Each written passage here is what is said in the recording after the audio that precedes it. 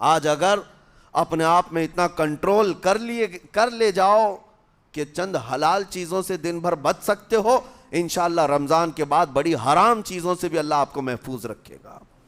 میرے عزیزو، برا ہے ان لوگوں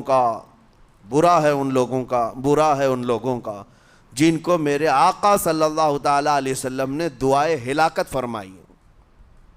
اس سے بدنصیب کوئی ہو سکتا ہے جن کے لیے رسول رحمت صلی اللہ تعالیٰ علیہ وسلم کی دعائے ہلاکت ہوئی ہو؟ حضور صلی اللہ تعالیٰ علیہ وسلم ایک دن مسجد نبوی شریف میں تشریف لے جا رہے تھے، منبر پر آپ نے قدم رکھا، آمین کہا، پھر دوسرے زینے پر قدم رکھا، آمین کہا، تیسرے زینے پر قدم رکھا، آمین کہا۔ خطبہ مکمل کیا، صحابہ نے پوچھا یا رسول اللہ صلی اللہ علیہ وسلم، ہر زینے پر آپ قدم رکھتے ہوئے آمین کس لیے کہہ رہے تھے؟ سنو، رسول پاک صلی اللہ علیہ وسلم ارشاد فرماتے ہیں کہ میں جب پہلے زینے پر قدم رکھا تو سید الملائکہ جبرائیل امین آئے اور دعا کرنے لگے۔ کیا دعا کیا؟ یوں کہا، یا رسول اللہ صلی اللہ علیہ وسلم، وہ شخص ہلاک و برباد ہو جائے جو آپ کا نام سنے اور پھر اس کے بعد درود نہ بھیجے۔ حضور فرماتے میں نے آمین کہا۔ حضور کا نام سنتے ہی آپ کی زبانوں پر درود آ جانا چاہیے۔ اللہم صلی علی سیدنا محمد وآلہ وصحبہ وبارک وسلم۔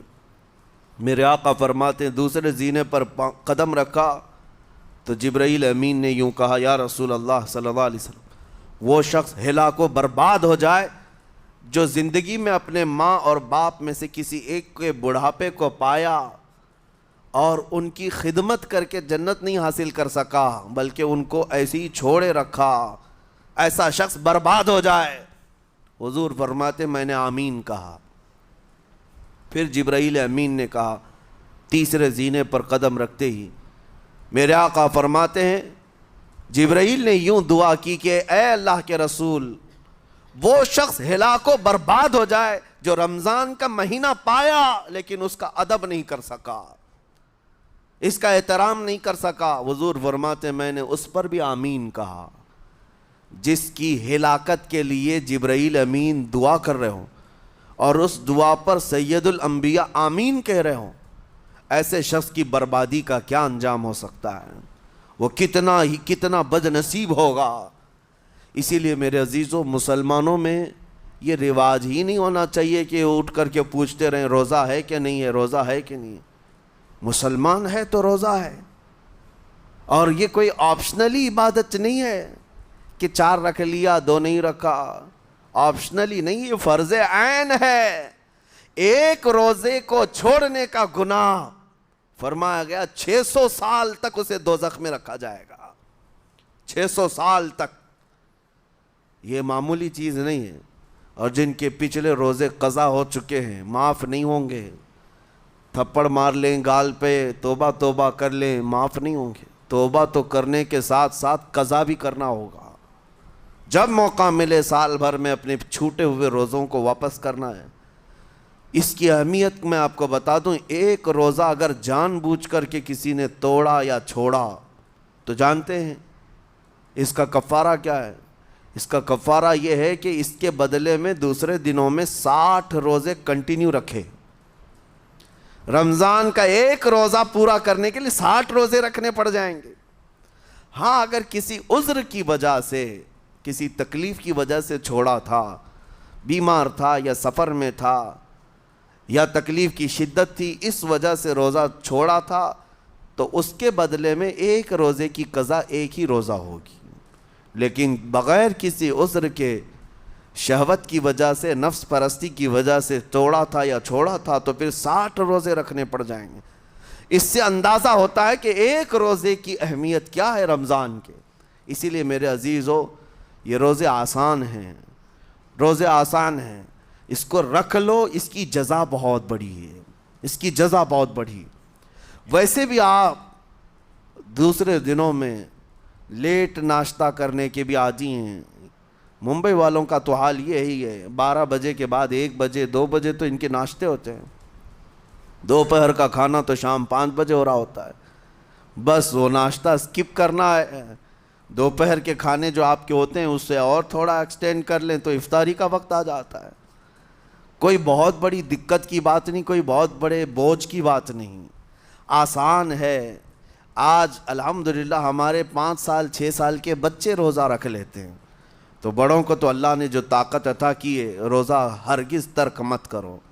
لیکن ساتھ میں آج یہ میسج ضرور دوں گا, نیت یہ کرو کہ مجھے تقوی مل جائے, مجھے پرہیزگاری مل جائے. اور یہ آپ کو خود چیک کرنا ہوگا. روزانہ رات کو نماز میں کھڑے ہو جاؤ تراویح کے, دیکھو کہ کتنی تبدیلی آ رہی ہے. آج میں نے روزہ افطار کیا, میرے اندر بدلاؤ آیا کہ نہیں آیا؟ اور اگر نہیں آ رہا ہے, کوئی تبدیلی نہیں آ رہی ہے, تو اس کا مطلب ہے آپ تقوی نہیں حاصل کر رہے, آپ تو روز مرہ کی روٹین پر چل رہے ہو. روٹین پر چلنے کا مطلب یہ روزہ نہیں ہے. روزہ تقوی دے کر جاتا ہے بندے کو, روزہ خوف خدا دے کر جاتا ہے بندے کو. اسی لیے میرے عزیزو, آج دیکھیں آپ بہت ساری برائیوں سے رمضان میں بچ جاتے ہیں, تھوڑی اور محنت کی ضرورت ہے. ہم نے دیکھا ہے بہت سارے گھروں میں, باقی عیاش گھروں کی مجھے کوئی وہ نہیں ہے, ان سے کوئی لینا دینا نہیں, لیکن نارمل مسلمانوں کے گھروں میں بھی ہوتا یہ ہے, عورتیں بچوں کو تلقین کرنا شروع کر دیتی ہیں, گانے بند کرو, ٹی وی بند رکھو, بہت ساری چیزیں بند رکھو کہ رمضان آیا ہوا ہے. اور رمضان میں اگر ٹی وی لگا بھی لیا تو کچھ اسلامک چیزیں دیکھنے لگ گئے. ماحول تم نے خود ہی بدلا ہے اپنے گھر میں, کچھ چیزوں کو آپ نے بدلا ہے اور کچھ چیزوں کا ادب آپ نے کرنا شروع کیا ہے. اسی کو اور تھوڑی سی محنت کے ساتھ بڑھا لیا جائے, قسم رب ذوالجلال کی ہر برائی رمضان میں ہی آپ سے ختم ہو جائے گی. جس کی کوئی چیز چھوڑنے پر نہیں چھوٹتی ہے, وہ رمضان میں کر کے دیکھ لے. اللہ کی بارگاہ میں یاد کرے کہ مولا دن بھر میں تیری رضا کے لیے بچ رہا ہوں, مجھے میری باقی زندگی میں ان گناہوں سے بچا لے. وہ رحمان ہے, جب وہ تمہیں اس کے بدلے میں جنت دیتا ہے تو یہاں برائیاں کیوں نہیں چھڑواتا؟ یقیناً وہ برائیوں کو تم سے دور کرے گا. قرآن کا فرمان عالی شان, لعلکم تتقون, اسی پر میں نے آپ کے سامنے بات رکھی ہے. روزے اس لیے فرض کیے گئے ہیں تاکہ تمہیں تقوی مل جائے, پرہیزگاری مل جائے. بعض لوگوں کو دیکھا گیا ہے رمضان المبارکہ میں بھی وہ اپنی بری حرکات سے باز نہیں آئے, ان کی روٹین ویسی ہی جاری رہی. نعوذ باللہ, نظروں کی خطائیں بھی باقی رہیں. اور سب سے بری چیز یہ ہے کہ رمضان میں شیطان کی نیابت اگر کوئی کر رہا ہوتا ہے تو تمہارا یہ موبائل فون ہے. اکثر لوگ یہ سمجھتے ہیں کہ اس موبائل فون کو ہم استعمال کرتے ہیں تاکہ ٹائم پاس ہو جائے, روزہ کا وقت قریب آ جائے. اس ٹائم پاس کے چکر میں تم کیا کیا دیکھتے رہ جاتے ہو اور کہاں تک یہ چیزیں پہنچاتی ہیں تمہیں اندازہ بھی نہیں ہوتا, احساس بھی نہیں ہوتا. تو تمہاری رہی صحیح عبادت کو بھی یہ ہضم کر جاتا ہے, کھا جاتا ہے. اس کے استعمال پر اگر کنٹرول ہے تو خوب استعمال کرو, لیکن کنٹرول نہیں ہے تو اے نوجوانوں اس کا بھی روزہ رکھو. اس انٹرنیٹ کی بلاؤں سے محفوظ ہو جاؤ, اس لیے کہ بہتوں کو میں نے دیکھا ہے ان کے دن بھر اور رات بھر رمضان میں سوشل نیٹ ورکس پر مصروفیت ویسی کی ویسی ہے جیسے دوسرے دنوں میں تھی. وہ رات بھر چیٹنگ میں بھی مصروف ہیں, ایک دوسرے کو ادھر ادھر بھیجنے میں بھی مصروف ہیں.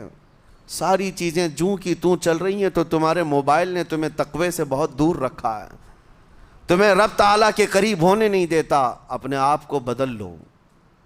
ظاہر سی بات ہے یہ سخت چیز ہے, اگر کوشش کرو گے تو بچ جاؤ گے, اور تقوی اتنی آسانی سے تو نہیں ملتا. اپنے آپ کو سٹرگل کرو, انشاءاللہ العزیز دل پاک ہو جائے گا. پھر آپ کو اپنی زندگی کے اندر جو اجالے نظر آئیں گے وہ خود آپ محسوس کریں گے, آپ محسوس کریں گے. گناہوں کے اندھیروں نے دل پر ایسی کالک رکھی ہے کہ آپ کو کچھ بھی یہاں پر سمجھ میں نہیں آتا. ورنہ نمازوں کا لطف ایسا ہے, قرآن کا مزہ ایسا ہے, جسے یہ لگ جائے دنیا کی کوئی نعمت اس کے سامنے ہیچ نظر آتی ہے, کوئی چیز اسے اچھی نہیں لگتی. لیکن کب؟ جب اسے تقوی کا اجالا حاصل ہو جائے. میرے عزیزو, اللہ کریم کی بارگاہ میں دعا گو ہوں, مولا قدیر و جبار ہم سب کو تقوی و پرہیزگاری عطا فرمائے, اور ہم سب کے روزوں سے اللہ تعالی ہمیں پرہیزگاری عطا فرمائے. ان روزوں کے انوار اور برکات اور رمضان کے احترام کی ہمیں توفیق عطا فرما۔